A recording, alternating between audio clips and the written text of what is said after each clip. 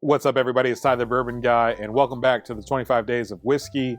Today is day 16, and I figured, what other whiskey can we go to on the 16th day than Calumet 16? Makes perfect sense to me, and plus it's another excuse to just drink Calumet.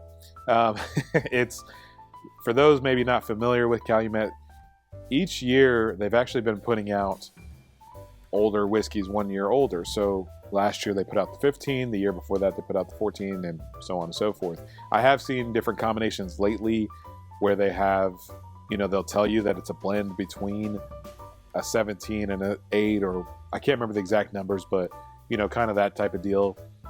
Those haven't been bad, but I just prefer to know that the youngest in this bottle is 16 years. I think when we start talking about a blend of a range or something like that, I mean, sometimes that can be kind of tough. And I do like the transparency a little bit of it, to where if you're going to put an 8-year whiskey in there, instead of age dating it at 8 years, you're also telling me that there is some 16 years in here, whatever the case is. So I like that aspect of it. The 14 wasn't for me. The 15, I thought, okay, this is better than last year, but at that price point, I don't know. And at least in my area, these go for about 130, 140, 150 in that range. So at that price, you really have to knock it out of the park, in my opinion, to really land, and for people to be willing to go out and spend that type of money to get your whiskey. I think it has to land with word of mouth. I think people have to enjoy it, and enough to go tell other people about it, to review it, or whatever the case is. But obviously that worked. A lot of people did and said that this was a very good whiskey. And last year, this is one of the best whiskeys I had mentioned that I had had all year. So it absolutely was a fantastic whiskey and was absolutely worth the price for me. It's every bit of the darker notes. So for me, the notes on this is, it's going to have some of that leather and the oak, 16 years old, some of those notes. But there's also fruit notes. There's red fruit, cherry. Some people have said medicinal.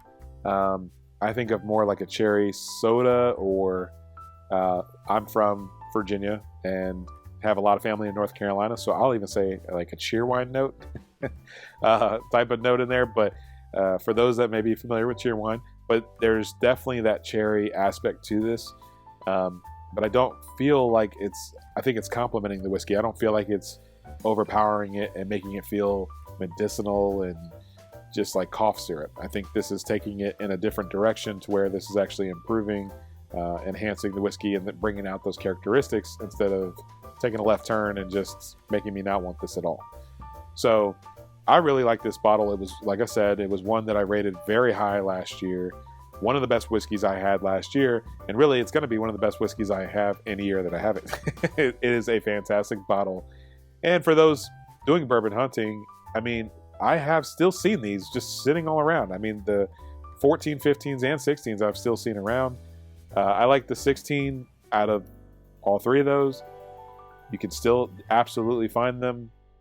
They do vary batch to batch and state to state, things like that. But, that's kind of anything nowadays. But I would encourage you, if you see it, I think it would make a fantastic gift if you're willing to spend that type of money on somebody.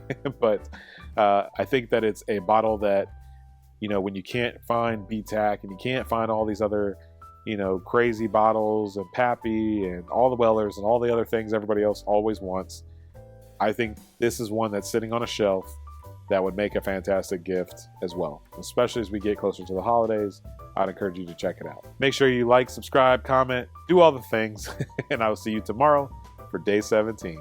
Cheers.